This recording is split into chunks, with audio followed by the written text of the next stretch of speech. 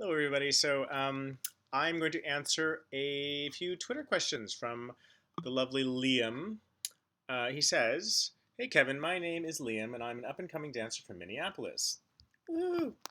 I've never been to Minneapolis. I want to go. I know, even with working with the Prince, I never went. I watched many of your Q&A videos and have generated some questions I'd love to hear your answer and discuss.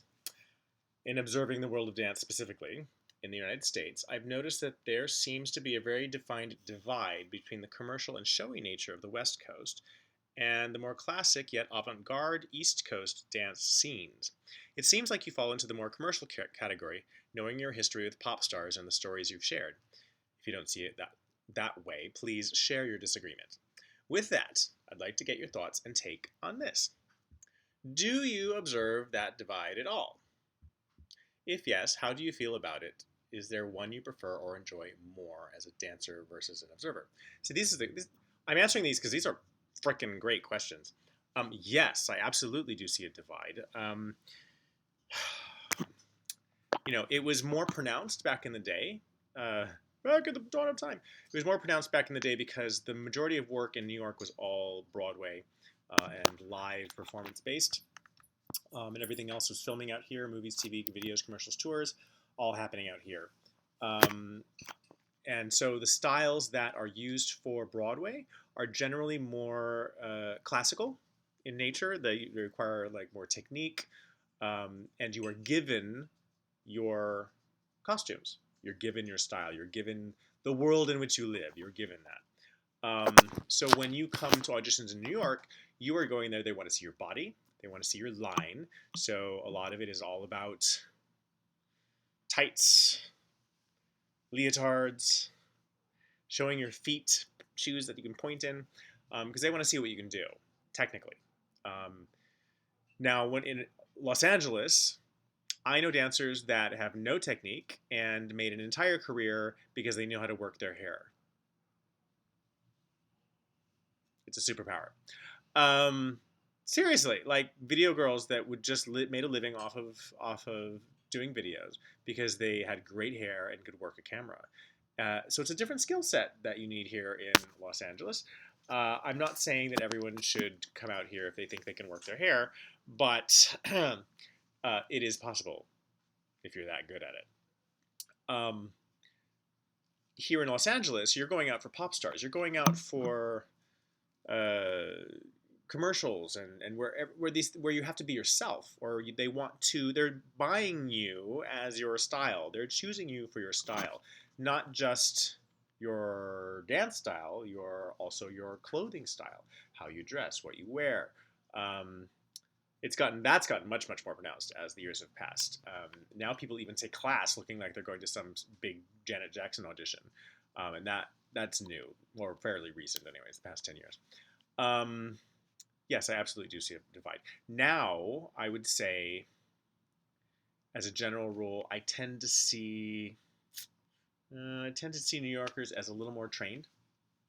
Well, also a little more ingrained in their ways. Like this is this style, this is this style, and it's more informed, and they know what they're talking about. But because they've trained in it so hard, because in New York you got to like fight for it. Um, but in LA, the real skills that you get you through in Los Angeles are about being able to be anything and do anything. And you can't possibly be a master of everything. You kind of have to fake it sometimes and just sort of be able to jump into character. And that's more about acting. And you don't need as much technique because usually on these movies and gigs, you're asked to do some sort of dance number that comes naturally from nowhere. And so it's not as character-y as it would be in Broadway, which is much more over the top. Whereas in film and video, you're just a pedestrian on the street and suddenly you're compelled to dance. So you're wearing pedestrian clothes and you're running around like, your dance moves have to feel natural. They have to feel real. Whereas there's no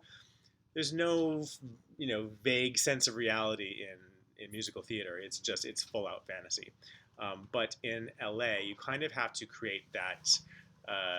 What is the word?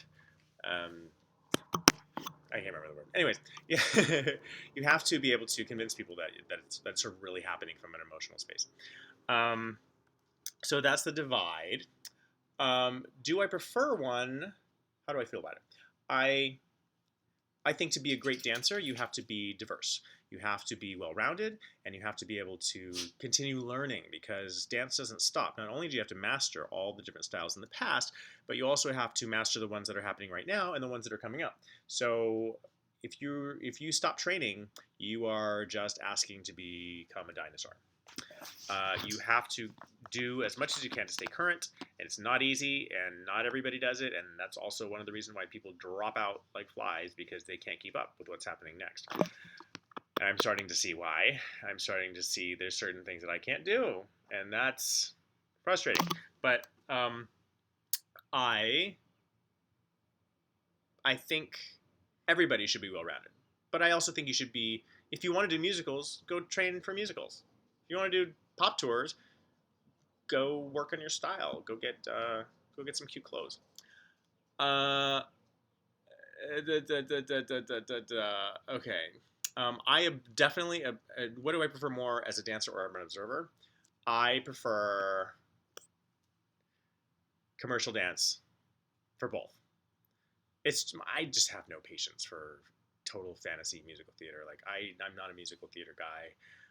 If it's campy and cheesy as a musical, then I think that stuff has a place. But I have a hard time with just every musical has dance and it's over the bam bam over the top. Like it doesn't make sense to me. It just the suspension of disbelief just does not exist. That was the word I was looking for. Suspension of disbelief. Um,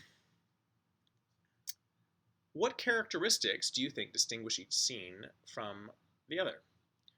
Uh, characteristics. Well, let me end here, and I'll start a new video. Yay! Small portions, MTV generation. Bye.